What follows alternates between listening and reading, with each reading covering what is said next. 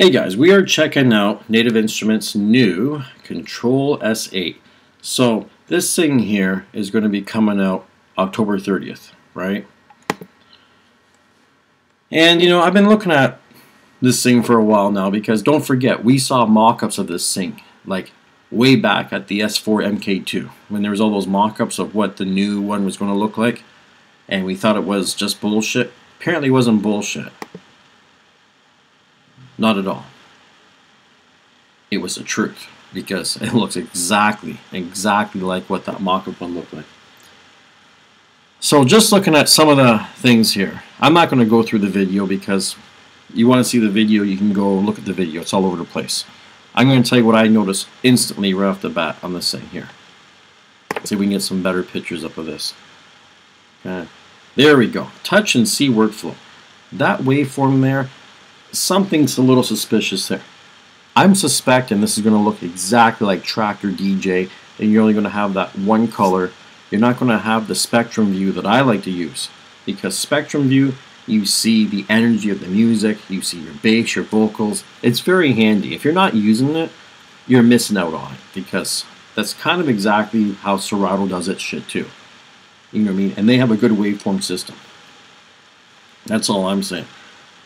And if you can't change that, well, let's just say if you can change that, then I still will fault Native Instruments for not showing that, because you're showing off a big colorful controller on a color screen. Show a colored waveform. So I doubt it. Hopefully I'm wrong and everyone can talk shit about me at some point later when we all see one in person, right? So even that alone,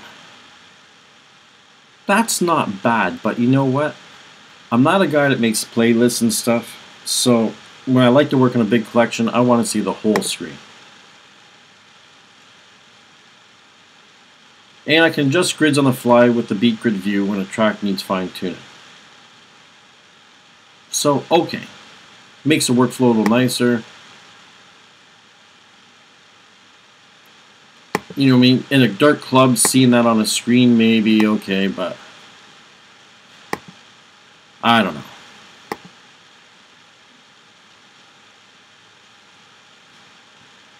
You know, it's extra stuff, man. Like, I don't know if it's going to help or what it's going to do. Go into the hardware details of this thing. So you know what? These pads and stuff, all this stuff here, I can do with an X1, I can do with F1s, and I can do it better with an F1, to be honest. I have 16 pads times 4. You know what I mean? Like, how many pages you're going to scroll through? You know, you've essentially got the same amount of remix deck control here. But, well, okay, more so because you have the volume faders, right? But, you know, even an S4 can only run so many remix decks at a time. You know what I mean? You couldn't run them all. So obviously this one here, you know, you go in the remix mode. I'm sure you turn the knob and you flip through your pages, or somewhere, you know what I mean? Somewhere you're turning the knob to flip through your pages. You get the freeze button. The freeze button is basically just Slicer on Serato. You know, it's freezing up, you know, parts of the track that you can rearrange and mash them up, right? Play them in a different order. So the thing about freeze mode, if I remember correctly, it only freezes and loops out one section. Where in Serato and on the Slicer mode, you have both options on a DDJ-SX with the same amount of pads that are bigger pads, I can tell you. Because these pads you're looking at right here, in comparison, when I'm looking at my F1 controller, they might be a little bit bigger than an F1 button. Maybe, but I don't think so. I'd be surprised. They'll probably, who knows, we'll find out when we see one, right? But yeah, so Slicer mode in Serato, you can loop a section or take your 8 slices and they keep going along through the song, so at any point in the song you can sit there and, you know, reimagine it and shuffle something around, right? Or, you know, even trigger off something and kind of do like a little stutter with a word, whatever, however you're going to use it. Hardware mixer. Okay, so we have a hardware mixer. Hopefully this is a better mixer than the S4 because, well, A, it is a hardware mixer. So I'm expecting it's going to have a bit better sound quality because the S4 sucked compared to everything else. And we have the audio interface to hook up any amount of stuff.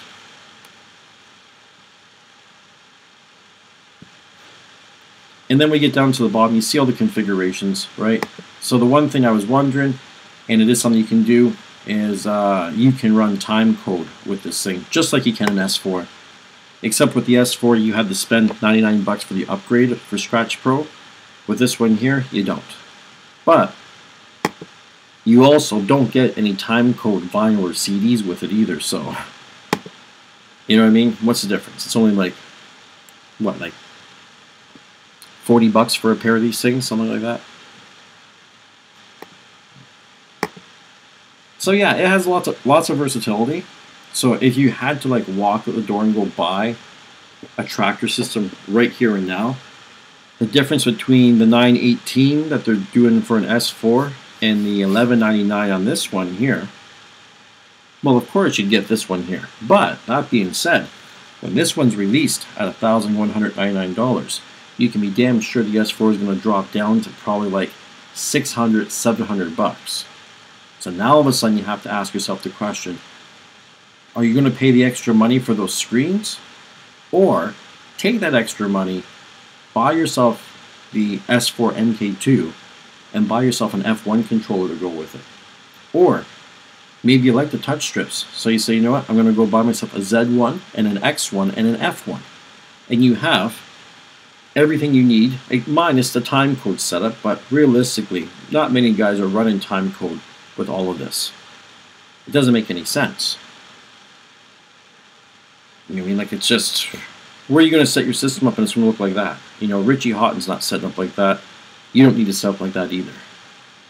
These other guys, they use a modular system. So, that's all I got to say about it. Hopefully this video wasn't too long, and as soon as it comes out on October 30th, I'm going to crack one open at work. We're going to run a video on this thing, and I'm going to see, is it worth it? Because for my money, currently as I read this, and I look at the DDJ-SX2 in front of me, and you're going to spend 1,200 bucks, get yourself a Serato the Pioneer DDJ-SX2, run Serato DJ. I know this is the Tractor Specialist channel. I'm just saying, for the 1,200 bucks that you're going to drop at this point in time, and after me using the SX2, I like it. You know what I mean? It's a good system. I like having jog wheels. I'm old school. No, touch strip stuff is cool, but if you really want to go touch strip and all that kind of unit, I still would say Z1, X1, F1. You know, even throw yourself in a machine micro and start, you know, running it step sequencer mode and do all kinds of crazy shit that tractor is meant to do. You know what I mean? It's meant to work with all these other things, so make it work. The S4, good machine as well too. You can pick one up cheap, good condition, buy a copy of the software off their website for 100 bucks, and there's another option. Lots of options. Anyways, talk to you guys later.